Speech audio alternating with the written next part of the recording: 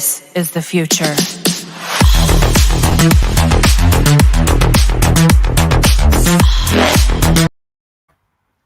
What's up, YouTube and Facebook, and welcome to Not Quite Wint. Wint? Not Quite Wint. We're back with our weekly show of Keys in Isolation, and today we're highlighting my fan favourite, Spawn, the 90s phenomenon that is Spawn. So, shall we get into it? Let's get into it, Tommy.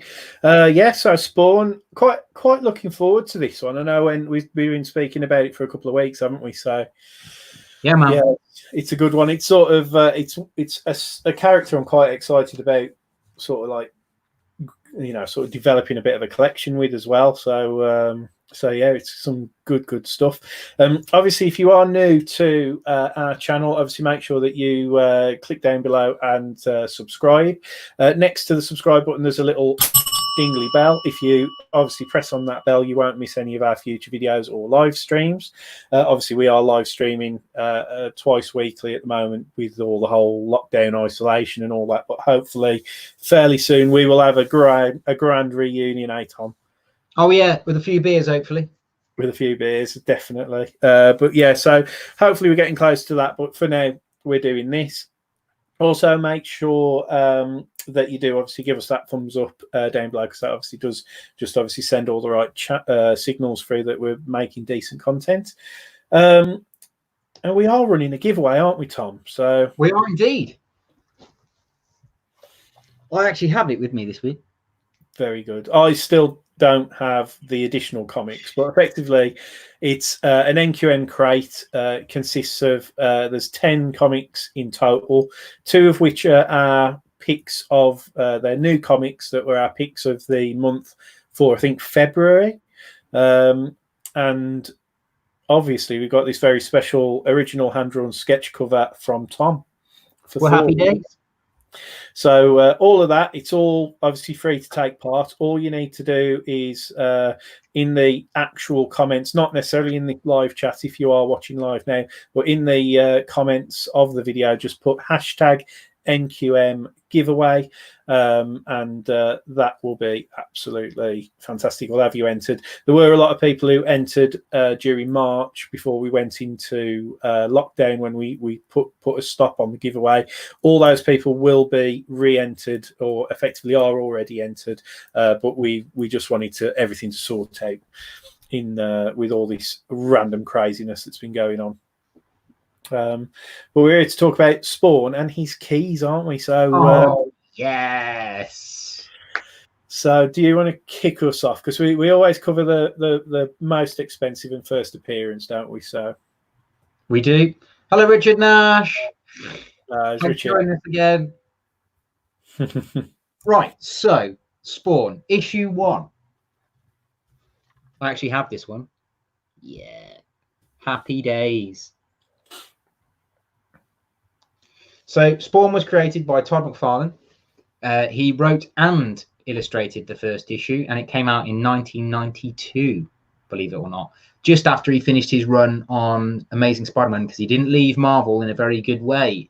Nope. But believe it or not, Spawn, his costume is a symbiote, so there's a little bit of a crossover there between Venom and Spawn, because Todd McFarlane actually did design and essentially created Venom, but due to creators not having creative rights over their stuff at Marvel, he wasn't allowed to elaborate anything with Venom, and his creation was taken away from him, as it were, which is why he ended up creating Image along with Jim Lee and some others, and that's how they ended up with Spawn, the 90s phenomenon. Yeah, well, obviously they created Image with obviously giving all of the creators the sort of copyright rights back, didn't they? So that was their big thing. We got Greyman as well in the stream.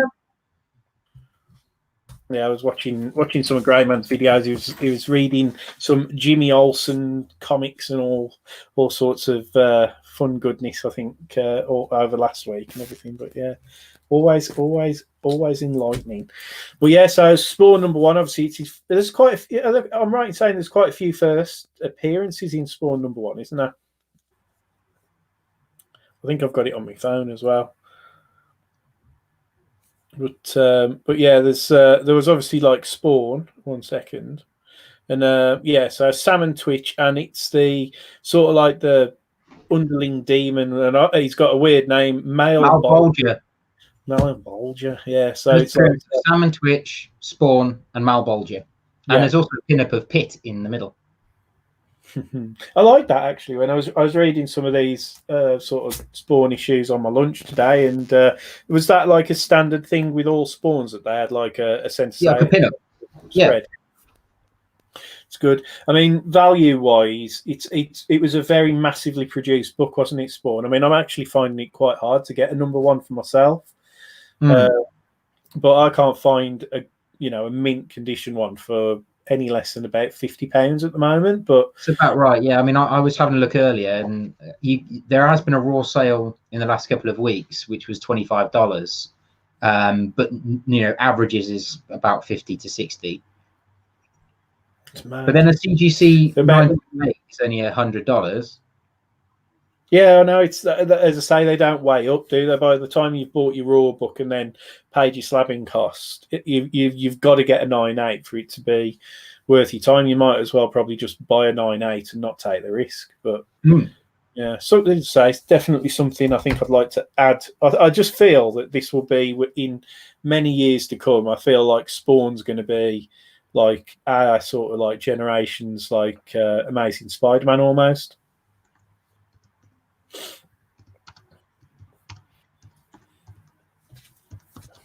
But yeah, so yeah. In 1 second, I do need to put off. Obviously, there's. I was just about to message you about that. Yeah. My overlay's not come through. No, I've got them all. I just forgot to press the button as per.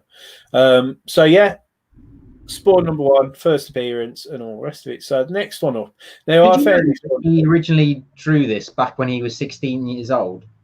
Really? He designed Spawn when he was 16 years old and wanted to elaborate the character. And then once he got his own creative rights with Image, he then went forward into like creating it. Also, Wanda is the name of Todd McFarlane's wife. Oh, that's cool. I don't know if he's based off the same character. I'm not sure. Yeah, because I found it interesting how she doesn't change her name, does she? She stays as Wanda Simmons. Oh yeah, Wanda. Yeah, she doesn't want to change her maiden name. So it's I found that quite good, and like Al was quite. It was all quite cool with that type of thing. So it was good in the 90s because we weren't quite as forward thinking as we are now. No, but to be fair, the story of Spawn is absolutely amazing because essentially, I mean, not spoiling too much because issue 1 gives it all anyway, but essentially he is a mercenary. He gets killed. He then makes a pact with Malbolgia to come back to be with his wife. But Malbolgia twists, shafts him a little bit and sends him back 5 years later as a Hellspawn. He's all burnt and, doesn't look very attractive, as it were, but he's 5 years into the future. So his wife's now moved on. And it's all a bit like, oh, my God, you've just completely screwed this guy over. So his story is essentially he's a bad guy that's gone to hell and then made a deal with the devil to come back. So he's like an anti-hero, as it were.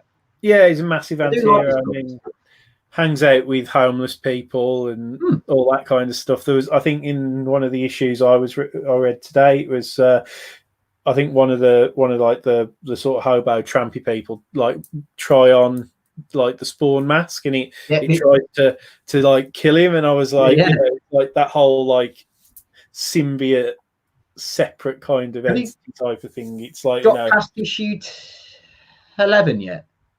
The first one I read, the one that I read was number 12. Because has he got the split? I think so. He's got his head stitched. Oh no, I don't think he has now. Okay, because I'll explain that to you on Thursday because I'm going to read the book where that happens. Oh, okay. I'll tell you all a bit more about it on Thursday. Oh, I've got you.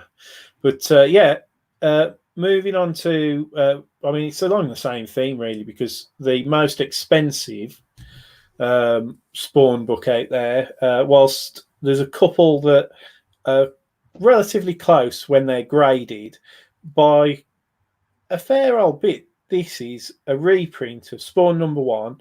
It was given, I think, handed out in 1997 to retailers who ordered over 50 of, I think it was issue 65 or something like that. Something like that, yeah. I mean, I didn't get a real chance to read the information about this one. Yeah, but so yeah, it's a retailer incentive, but one thing that I found really interesting was that obviously this is a 1 in 50 variant that came out 5 years later, but the issue of Spawn that this was attached to still sold or was ordered by retailers. It still had over 200,000 comics go out to to retailers. So even by today's standards, a decent print run, and I know it's like we're talking mid-90s where they massively overproduced and stuff, but that wouldn't necessarily make it a massively rare book by today's standards. No, not really. But I mean, what's a raw especially for a reprint? 320. From what I saw, it's about 300 quid, something like that, supposedly. But graded 9.8, you're talking $1,200, so it's mental, really expensive for a modern book. Yeah, for a modern book, it's so expensive. But imagine finding one of those unexpectedly in one of your pound bins. Oh mate, I'm on it. It could happen. Like it could happen. Oh yeah, stranger things happen. People have picked up a giant size X-Men in a pound bin, and I hate them for it. Car boots, mate. Car boots. Happy days, mate. Car boots. We might find one in 50 years. Yeah. That's if they ever let us go to car boots ever again. Yeah, they might sack it off now. Yeah, they might be like, no, you can't do it because it's outdoors and like you'll be touching other people's stuff. It's just no good. It's no good. Right then. So shall we talk about some of our own personal key picks? So you've got some pretty good ones, haven't you? So do you want to? I do. Yeah, whichever you want to start me off on, mate. So what we'll go? I'll try and guess your order. Shall we go for number 9? You want to go number 9? Yeah, cool. Yeah. So I picked number 9 because it's the only other one I've got after 1 that I've managed to keep. But mainly because it's the first appearance of medieval Spawn, who was one of my favorite characters within the Spawn Bible, which I'll get to. And it's also the first appearance of Angela in an Image comic, but she actually is now owned by Marvel, and she actually makes her first appearance in a Marvel comic, which is in Guardians of the Galaxy issue 5. Well worth the read, actually. She's really cool because she turns out to be Thor's sister. Oh, shocking. Yeah, well, go on. If her kind of origin is still linked in with the whole Image universe as well, and then it's Thor's half sister, that's I tell you what, Todd McFarlane has talked about doing a crossover with Marvel and doing a Spawn Spider-Man crossover. It'd be very cool if they could bring Spawn into the Marvel universe just somehow and have him fight Angela again. Yeah, but in a different way. But this is also a homage cover to Wonder Woman issue 72. Yeah. So I'm not familiar with that particular cover myself, but yeah. No, but I know this is written and illustrated by Todd McFarlane, and it is a really good issue, to be fair. I mean, I like what happens in it. Like Angela plays a damsel in distress. The medieval Spawn is obviously this knight of the round table sort of character, and he saves her, and then you can see what happens to him. Yeah. Which is obviously barbaric, but also pretty cool. This was actually one of my first ever comics I owned, issue 9. I didn't get issue 1 first. I ended up with, I think I had the Spawn Bible, then I had Medieval Spawn and Witchblade, then I got Spawn issue 9, and then my mum spent a hell of a lot of money and got me the full run from issue 1 to, wow, it got to be like 96 or something, maybe 70 something, I don't know entirely. Yeah. My mum spent a lot of money on me when I was a child on Spawn, because he had all, they did all the different incantations of Spawn within the action figures. So you had like Samurai Spawn, Medieval Spawn, Manga Spawn, Cyber Spawn. You had Alien Spawn. I had all of those versions of Spawn as the action figures. I mean, my room was littered with action figures. I actually have still got a few of those in quite good condition. Because Angela's like a kind of like all-encompassing being who can like travel across time, and she's the response of God to battle the Hellspawn, isn't she? So it's like wherever that incantation of Hellspawn arises, she is the one who effectively leads God's battle, isn't it? So yeah, she's one of two, because there's Tiffany as well, but that's a different story entirely. And then there's obviously the other anti-Spawn hero character, which we'll talk about on a different day, who's pretty cool. Yeah, it's as I say, I did read Spawn comics, and I'm 100% certain that they probably ended up in a bin somewhere. Like, just because when I would have, I didn't properly start collecting or see the value in collecting comics until I was like probably about 18, 19 when I was at university, and I used to go to a comic shop in Wolverhampton, and I used to buy comics, with my spare money there, and that was where my collection started. I started buying comics with Superman comics around about the death of Superman sort of time, on holiday with my parents. So when Spawn came out, there was obviously a big deal about it, and I definitely read Spawn comics because I was a big fan of the film as well. So like that early 90s, I definitely must have had early Spawn issues, but never, at least one or two.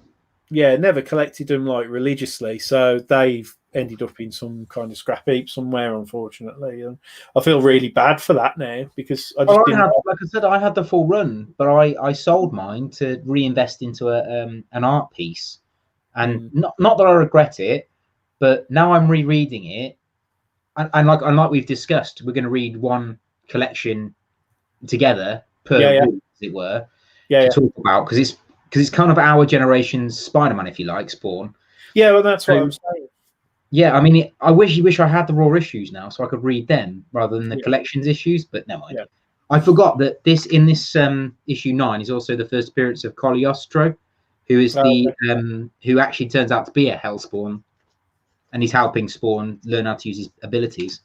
Yeah, I think that was fantastic. The way that at the start of Spawn, in those first issues, he didn't know who he was, he didn't know what he was capable of, and that he's like discovering his powers. So, but not in a conventional way. I know like there's an element of that with Superman and Spider-Man, but he really he's like a fully developed, all his powers are there.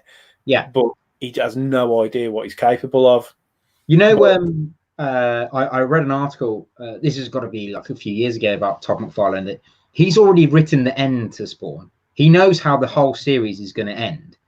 And he said that once it gets to a point where no one's interested in Spawn at all, he's going to blow their minds and end it. So it's interesting he's already done that, because he's got to start a middle, and now he's just, playing with it. But he knows how he wants it to end, which I think is really quite smart. Yeah. I mean, we were talking about it earlier. I mean, I've bought the, whatever 20th anniversary action figure thing that he's ran on, that Todd McFarlane's ran on Kickstarter, and I'm doing it I'm doing it because there's 3 really rare comics that are with it. I'm not that bothered about the action figures, although I think I had Spawn action figures when I was a kid. But like literally, I'm so excited to actually get these like limited edition comics more than anything else, and I would have paid what I've paid already for the 3rd tier package to get those comics alone. Do you know what I mean? It's I can't wait to get that, but it's not till November. So yeah, are they just a reprint with different covers, or are they actually standalone stories? I don't know what came originally with the toy. I don't know. I think they're the reprint of what came with the toy, I believe. Which I think is issue 1, possibly. Which I believe is issue 1. So it'll be yet another incantation of issue 1. But one of the upgrades that he did, because every time he hit like a milestone of raising money through this fundraiser, I think he got to about 3 million in pledges for this project, which was way above what he'd expected. But he kept on adding new things, like new weapons, new head sculpts, and and then he did one of the final ones he did was for the comics. He's giving them like a foil. He's embossing them in foil, so I can't wait to see them. I'm excited. Yeah, mate. I mean, if they're anywhere near as nice as the Spawn issue 300 that I saw at New York Comic Con, stunning, absolutely stunning. Well thought out. Yeah, I think I'm. That's on my shopping list as well to try and pick up one of those, along with many other. Jeff at Close Encounters, I think he's got 2. Oh, right, okay. Bank balance. But no, I've got to sell some of my comics anyway, so hopefully I'll have a good couple of weeks selling the bits and bobs that I've got to list, and then maybe I might be able to invest myself in something, maybe. Happy days. But yeah. Okay, so let us do I'll do my one now. So it's issue 12. Main reason why I'm speaking about this one is it's one that I've got because obviously in our conversations that me and Tom have been having, I basically said I need to start buying Spawn books and like putting them away because I'm 100% certain that in another 10 years' time, because of the certain print runs on certain issues, they're going to be so highly sought after. It'll be, and you won't be able to get them when you want to buy them when I'm a lot older than I am at the moment. But yeah, this is one of the ones that I read on my lunch today. Pardon? Can you get any older? I don't think so, mate. I'm trying. I'm surviving. Are you looking at the fountain of youth, mate? Aren't you staying where you are? Just trying. I'm just trying to survive the pandemic at the moment, mate. So, but yeah, issue 12. It's actually quite a good issue. I mean, it's quite a cheap one to pick up, but you get, I think, in this one you get the first appearance of Jason Wynn, who later I think becomes Redeemer. I don't know who that is, if I'm honest. And also, it's the reveal that gets continued in issue 13, where the villain Chapel is revealed to have been the one. Chapel's in Youngblood. Al Simmons, yeah. So yeah, well that's it, isn't it? Obviously, the whole Youngblood thing, which is quite hot at the moment because you got Prophet having some kind of TV series being made. It's like that crossover with like Jason Wynn and the Youngblood program and all the rest of it. It's kind of Jason Wynn was originally Al Simmons' boss. That's where he got his. Yeah, he was like he was the assassin. Yeah, and then he sent Chapel to kill him. Yeah. So, and then burns Chapel's face off, which is why he ends up with that skull. Interesting. Yeah, because it was like when that happened, I was reading it and not having known the kind of story, I was like, that's like a really good reveal type of thing. So I kind of liked that. I thought it was quite a good thing, a good little reveal. I mean, from like an investment point of view, number 12, as I say, I picked it up for like I think about £2.50 as part of a lot with the other two there. So not a very expensive book, but has got some fairly important sort of obviously like first appearances in there with Jason Wynn and so on and so forth. So I thought it was pretty good. Yeah, like I said, I think the first 75 issues of Spawn are amazing. I mean, he becomes a werewolf at one point. Yeah. I just think, as I say, I've been really impressed with it. I think we did a review, didn't we, when we were reviewing the new comics of, was it about like issue 306 or something like that? I think it was 301 when they reintroduced Medieval Spawn, and yeah, I've forgotten. I have to be honest, because I said in that video how, from a dyslexic point of view, I find it really difficult to read because of all the news reports. I completely forgotten that is actually how all Spawn comics are written. Yeah, when I was reading these ones today, I was like, "Oh my god!" I had to like sort of skim read some of them because I never would have got to read them all in my lunch break. But like, yeah, there's some hefty dialogue pieces in there. I forgot about it. Yeah. Yeah. So yeah, Greyman's saying he's never really bought Spawn. So it's I think it's what, let's say 92 when it came out. So It's my childhood. This whole series is my childhood. She probably shouldn't be, because I'd have been very little, and I probably shouldn't have been reading these type of comic books, but I did. So thanks, Mom. Thanks, Mum. So let's do your second one. I'm going to save your favourite one till last though, Tom, because you might get emotional. But so we have got this one. So issue 77. 7, yeah. Spawn, which is the first cover appearance of Archangel Spawn, who actually never became a big thing until I think it was like 222, where he actually becomes Spawn, then elevates into like an angel type thing. But yeah, so mine is, I don't know if you can see, is signed by Todd McFarlane and Greg Capullo, which I managed to meet both of them at New York Comic Con. I have to admit, I nearly kind of lost myself a bit, especially meeting Todd McFarlane, because I didn't expect him to be as cool as he was. And Greg Capullo as well, totally really nice guys. Really happy to meet them, and I'm glad they signed my book for me. I would like to get it CGC'd, but at the time they weren't. Todd McFarlane doesn't do CGC unless it's private, apparently, anymore. So I was never going to get it CGC'd, so I'm going to have to get it CBS instead. But hey-o. So yeah, first cover appearance of the Archangel Spawn.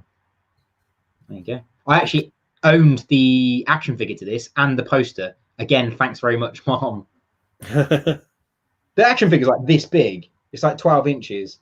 Yeah. It's a hefty old thing. So I think the biggest action figure that's part of the Kickstarter that I'm getting is like a fairly big, and it's got like it's got his cape, which is all articulated, so it's like wide as well. So I'll tell you what, though, whether you like Spawn or don't like Spawn, or whether you like Todd McFarlane or don't like Todd McFarlane, you cannot knock the toy line. The McFarlane toys are by far the most realistic and most detailed toys on the planet, by far. Yeah, they're amazing. I had the RoboCop they did, and the metal, you wouldn't be able to tell unless you really picked it up to tell it was plastic, because it looked like it's metal. It's amazingly painted. Sorry, gone off one now. No, I totally agree. I had a lot of like the McFarlane toys when I was a kid, and they were fucking excellent, in all fairness. So we've mentioned that we did a joint read of issue 301. I have got 2 covers, I believe. 2 covers, yeah. So I have got the hilariously the Amazing Spider-Man 301 homage with the white background, because that is, I think, my all-time favorite ASM style cover. So I do love a homage cover. I like homage covers. I've got the Gwen Stacy one, issue 3. Yeah, and then I'm not sure which cover this one, but I don't, as I say, I've got and then I just picked up that. I'm not sure if that's the standard cover. No, the standard cover's the one on the overlay. Oh, is it? I don't know who that is. That was one I almost put on. I couldn't work out who it was. Well, yeah, I think I just bought that because I liked it. Maybe. It's cool. I think the green really sets off the character really quite well. Yeah, definitely. I love it. But I think I just like the style of that. So yeah, I don't know who the artist is though. I must find out. But so that was my kind of key. Obviously, that one, I think there is a first appearance, I believe, of Ninja Spawn. I think I've got wrote down in that one. And like you said, I think there's some kind of reappearance of Medieval. Yeah. So yeah, I've got that. But you can realised on this overlay right here, he's standing on 300 comics. Oh, okay. So he's the king of comics. Because this is a world-breaking record independent comic run, isn't it? That's right. Yeah. There you go. and every issue that they bring out of Spawn now is, I was going to say, record-breaking issue. Record-breaking, every single one. So you can't sniff at that.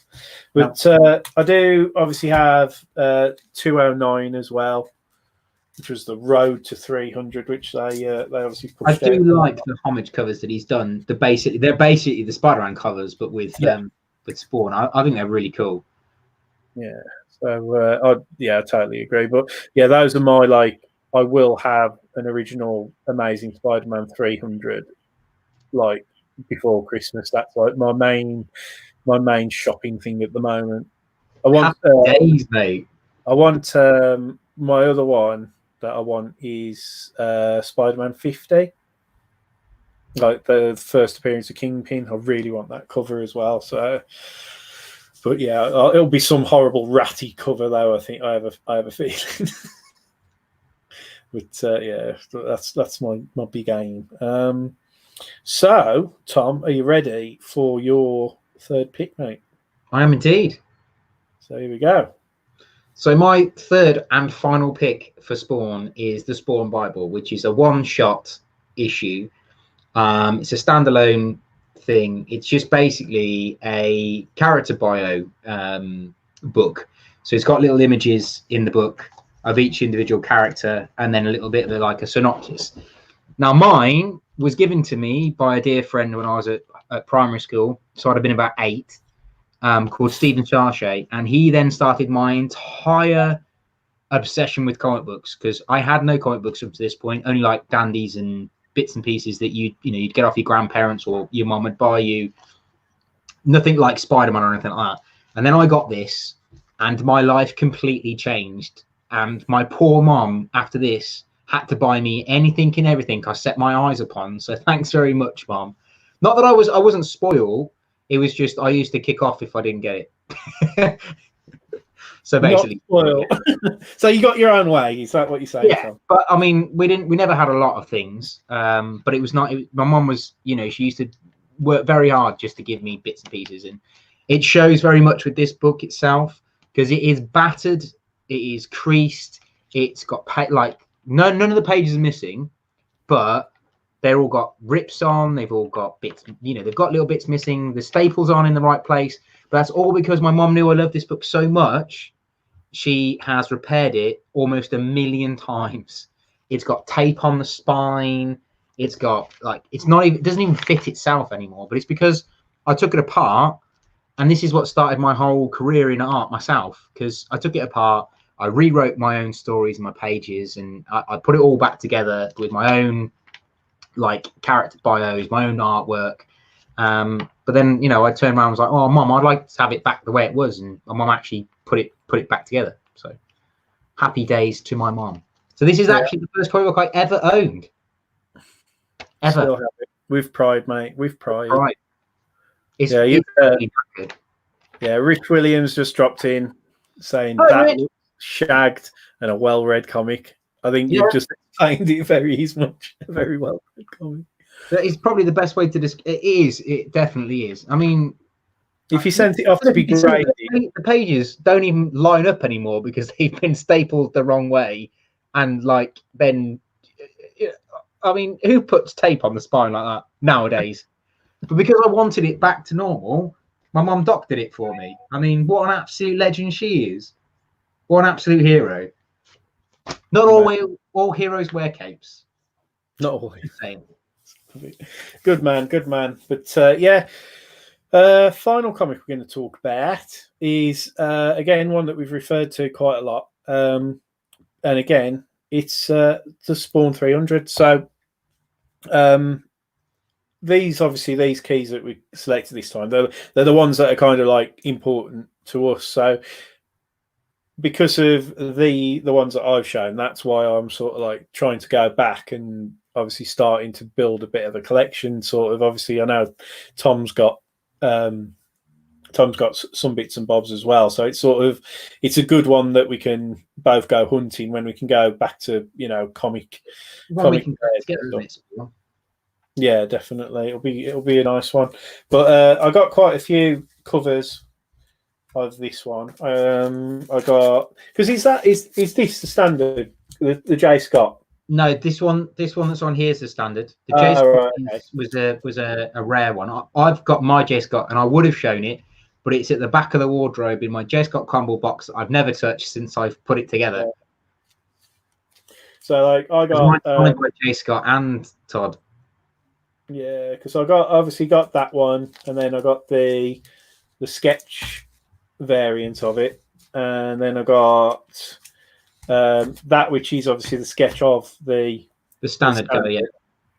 And then of course I got the 300. Now I was quite surprised with this because like I had a quick look on eBay and to see what these were going for, and they were all going for like over £10 already. Like it's just this design, just everybody seems to go absolutely nuts for. But yeah, the whole road to 300, it got me kind of interested in Spawn again.